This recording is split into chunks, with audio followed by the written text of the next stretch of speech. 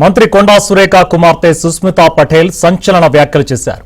రేవంత్ రెడ్డి ముఖ్యమంత్రి కాగానే కళ్ళు నెత్తికెక్కాయా? రేవంత్ రెడ్డి సీఎమా, పొంగులేటి సీఎమా అర్థం కావడం లేదన్నారు. రేవంత్ రెడ్డి టీపీసీసీ అధ్యక్షుడు అయ్యేందుకు కొండా మురళి సహకారం ఉందన్నారు. కొండా మురళికి ఎమ్మెల్సీ ఇస్తానని రేవంత్ రెడ్డి హామీ ఇచ్చారని, కానీ పదవి ఇవ్వలేదని తెలిపారు.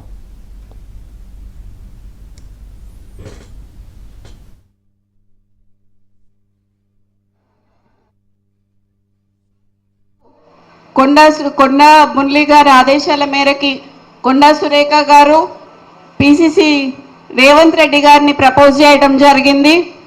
తర్వాత ఢిల్లీ స్థాయిలో కూడా ఆమె ప్రపోజ్ చేయడం జరిగింది. ఆ రోజు నువ్వు పిసిసి అయినాక ఫస్ట్ మొట్టమొదటిగా మా ఇంటికే వచ్చారు. వచ్చి నువ్వు అన్న మాట ఏంటంటే మా నాన్నతోని కొండా మురళి గారితోని అన్న 38 సీట్లు వచ్చినా 36 సీట్లు వచ్చినా నీకు ఎమ్మెల్సీ ఇస్తానన్నావు. అన్నవా లేదా అనేది మా కోటగన్ని మైసమ్మ దగ్గరికి రా, ఎల్లమ్మ దగ్గరికి రా, శక్తివంతమనే దేవత ఆడ నేను అనలేదని నువ్వు ప్రమాణం చేయి, అప్పుడు నేను చెప్తా. ఒక బీసీ బిడ్డకి, ఒక క్రౌడ్ పుల్లర్కి ఎందుకు ఎమ్మెల్సీ ఇయ్యలేదు, ఎందుకు పదవి ఇయ్యలేదు అని నేను అడుగుతున్నా. ఈరోజు నిన్నొచ్చి నెక్స్ట్ ఎలక్షన్ గురించి మాట్లాడినావు కదా, 2 ఏళ్ళ ఎలక్షన్ల తర్వాత రేవూరు ప్రకాష్ రెడ్డిని గెలిపియాలి అని చెప్పినావు. రేవూరు ప్రకాష్ రెడ్డి అంటే పర్కాలకి తెలియదు, పర్కాల్ అంటే రేవూరు ప్రకాష్ రెడ్డికి తెలియదు ఎలక్షన్ల ముందట. అవునా కాదా? ఎవరు వచ్చిండ్రు? కొండా మురళి వచ్చి తిరిగితే రేవూరు ప్రకాష్ రెడ్డి గెలిచిండు. ఈరోజు 4-5 నియోజకవర్గాలలో తిరిగి ఆ రోజు గెలిపించుకున్న వ్యక్తి, నువ్వు కార్లో కూర్చోబెట్టుకొని తిరిగిన వ్యక్తి ఈరోజు ఎందుకు గుర్తొస్తలేడు నీకు? అంటే ముఖ్యమంత్రి అయితే కళ్ళు నెత్తికెక్కినాయా అని అడుగుతానా నేను నిన్ను. నాకు భయం లేదు, ఇవాళ పోతే రేపు 2 నాకు. ఎందుకు అని అంటే నా బిడ్డ, నా కొడుకు ఎవరన్నా చూసుకుంటారు వాళ్ళని. నేను ప్రజల కోసం పనిచేసేదాన్ని, నేను ప్రజల మధ్యలో ఉండేదాన్ని. ఈరోజు మా నాన్న నాకు అట్లే పెంచిండు, నన్ను భయం లేకుండా పెంచిండు. నేనెవరికి భయపడను, సావుకి భయపడను. కానీ ఈరోజు చాలా ఈ 2 ఏళ్ళ వరకు ఎందుకయ్యా, ఇవాళ రాజీనామా చేయమని చెప్పు. ఇవాళ రాజీనామా చేసి ఎలక్షన్లకు రా.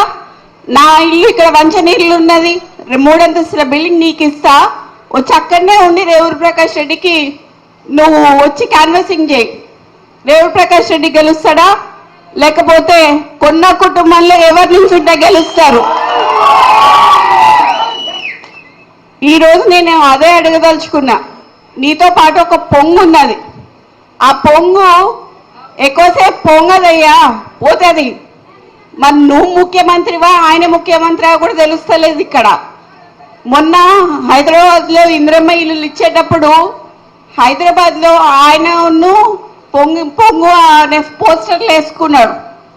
మరి అక్కడనే హైదరాబాద్ ఇన్ఛార్జ్ అయిన పొన్నం ప్రభాకర్ గారి ఫోటో వేయలేదు. అంటే బీసీలంటే అంత చులకన్నా మీకు అని నేను అడగదలుచుకున్నా. ఈరోజు నీతోని పిసిసిగా ఆడడానికి తిరిగిన దయాసాగర్ రావు గారిని కానీ, షబీర్ అలీ గారిని కానీ అప్పుడు కార్లు ఎక్కించుకొని తిప్పినావు. ఇవాళ అట్లీస్ట్ వాళ్ళకి అపాయింట్మెంట్ అన్నా ఇస్తున్నావా నువ్వు అని అడుగుతున్నా నేను. ఈ సందర్భంగా నేను గుర్తు చేయాల్సింది ఏంటంటే, నిన్ను కూడా కొడంగల్లో ఒకసారి ప్రజలు ఓడగొట్టిండ్రు. అట్లాంటిది నేను 10 ఏళ్ళు ముఖ్యమంత్రి ఉంటా అని చెప్పుకున్నావు. రాజశేఖర్ రెడ్డి గారు లాంటి వాళ్ళు కూడా చెప్పుకోలేదు అట్లా. నీకు కాంగ్రెస్ సంస్కృతి అనేది ఇంకా ఎక్కలేదు అని చెప్పి నీకు చెప్తున్నా. ఈరోజు నేను ఒకటే అడుగుతున్నా నిన్ను, ఎందుకు నీకు టీడీపీ సభ్యులంటే అంత ప్రేమ? ఎందుకు మా కాంగ్రెస్ సభ్యులన్నీ సవితల్లి ప్రేమతో చూస్తున్నామని చెప్పి నేను అడగదలుచుకున్నా. ఈరోజు 21 ఏళ్ళకే ఎమ్మెల్యే చేయాలి అని చెప్పి నేను అడుగుతా అని చెప్పి నువ్వు అన్నావు. మరి ఇప్పుడు డైపర్లు వేసుకొని ఇప్పుడే తిరుగుతలేడు ఆయన. నువ్వు నెక్స్ట్ 2 ఏళ్ళకి మళ్ళీ సీట్ ఇస్తానంటే ఏంది ఇది? ఎక్కడి నుంచి ఎక్కడికి పోతున్నామని అడుగుతున్నా నేను ఇవాళ. నువ్వు ఒకసారి ఒక మాట మాట్లాడుతావు, ఒకసారి ఒక మాట మాట్లాడుతావు. నువ్వు కొండా మురళికి ఎందుకు రాజకీయంగా ఆయనను తొక్కదలుచుకున్నావు? బీసీలను తొక్కదలుచుకున్నావా? సరే, నేను అనుకున్నా లాస్ట్ టైం మాట్లాడినట్టు రెడ్ల కాంగ్రెస్ అనుకున్నా. అక్కడేమో సంగారెడ్డికి పోయినప్పుడు నిన్న అక్కడ జగ్గారెడ్డి గారికి ఏమో అధిష్టానం చెప్తుంది అని చెప్పిండు. ఇక్కడికి వచ్చేమో రేవూరు ప్రకాష్ రెడ్డి టికెట్ ఆయన్నే ఇచ్చినట్టు చెప్తాండు. ఇక మరి 119 నియోజకవర్గాలకు కూడా నువ్వే ఇయ్యరాదు, అయిపోతుంది. ఏదైనా కాంగ్రెస్లా గుర్తుపెట్టుకో, రేవంత్ రెడ్డి అధిష్టానం నిర్ణయిస్తుంది తప్పితే ఇక్కడ సీల్డ్ కవర్ సీఎం ఉంటారు తప్పితే సీఎం అనేది కుర్చీని కాపాడుకోవాలనంటే కొంచెం నిబద్ధతను ఉండాలి. ఎవరినైనా కార్యకర్తలని లీడర్లని కాపాడుకోవాలి. కొండమురళి లాంటి లీడర్ని కాపాడుకోకుండా ఈరోజు నువ్వు చాలా పెద్ద తప్పు చేస్తున్నావు అని చెప్పి నేను చెప్తున్నాను నీకు. ఈరోజు మంత్రులకి ఇప్పుడు మా దగ్గరికే చాలామంది బీసీ ఎమ్మెల్యేలు వచ్చినారు, మీరు అపాయింట్మెంట్ ఇవ్వట్లేదు అని చెప్పి. కొత్త ఎమ్మెల్యేలకి రిప్రజెంటేషన్స్ ఎక్కడ ఇవ్వాలన్నా కూడా తెలియట్లేదు. మంత్రులు ఏమైనా సంతకాలు అవుతున్నాయంటే అవి అవ్వట్లేదు. మీరు ఏం చేస్తున్నారు? సరే, ఇప్పుడు వేం నరేందర్ రెడ్డికి సలహాదారుడిగా మీరు ఇచ్చారు కదా. నేను అడగదలుచుకున్నది ఒకటే ఏంటంటే, మరి 3 ఏళ్లలో వేం నరేందర్ రెడ్డి ఏం సలహా ఇచ్చిండు నీకు? నువ్వేం సలహా పాటించి ఏం చేసినావు ప్రజలకి చెప్పాలి నువ్వు అని. కొండా సురేఖ కూతురు సుస్మితా పటేల్ వ్యాఖ్యలకు సంబంధించి మరిన్ని డీటెయిల్స్ మా కరెస్పాండెంట్ నవీన్ అందిస్తారు. నవీన్. సుభాన్, మంత్రి కొండా సురేఖ కూతురు సుస్మితా పటేల్ సంచలన వ్యాఖ్యలు చేశారు.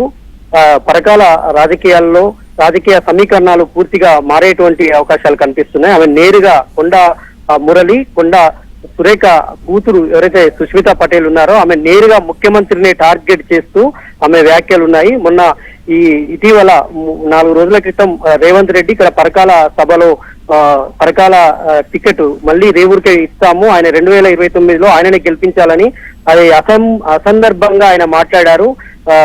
టికెట్ ఎవరికి ఇవ్వాలి కాంగ్రెస్ అనేది అదే అధిష్టానం నిర్ణయిస్తుంది. ఇప్పుడు అసందర్భంగా ఇలాంటి వ్యాఖ్యలు చేయడానికి తమను టార్గెట్ చేసి కొండా మురళి దంపతులను టార్గెట్ చేసేందుకే రేవంత్ రెడ్డి పరకాలకు వచ్చి మా ఇలాకాకు వచ్చి మా ప్రమేయం లేకుండా టికెట్ ఎలా ప్రకటిస్తారని కొండా సుష్మిత తీవ్రమైనటువంటి వ్యాఖ్యలు చేశారు.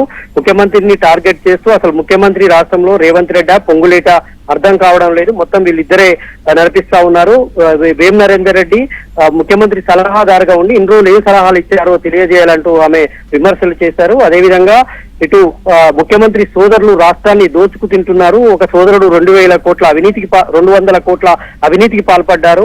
ఇంకా నాకు కౌంటర్ ఇవ్వాలని ఎవరు చూసినా ఇంకా పూర్తి స్థాయిలో ప్రభుత్వంలో జరుగుతున్నటువంటి అవినీతిని, ముఖ్యమంత్రికి సంబంధించినటువంటి సోదరుల అవినీతిని బయట పెడతానంటూ ఆమె హెచ్చరికలు కూడా జారీ చేశారు. ఇవి రాష్ట్ర వ్యాప్తంగా ఒక సంచలనమయ్యేటువంటి పరిస్థితులు అయితే కనిపిస్తా ఉన్నాయి. ఎందుకంటే ఇది ఒక రాష్ట్ర మంత్రివర్గంలో ఉన్నటువంటి మంత్రి కూతురు ఇలా చేయడం అయితే మనం తీవ్రంగా పరిగణించాల్సి ఉంటుంది. సుభాన్. Right, thank you.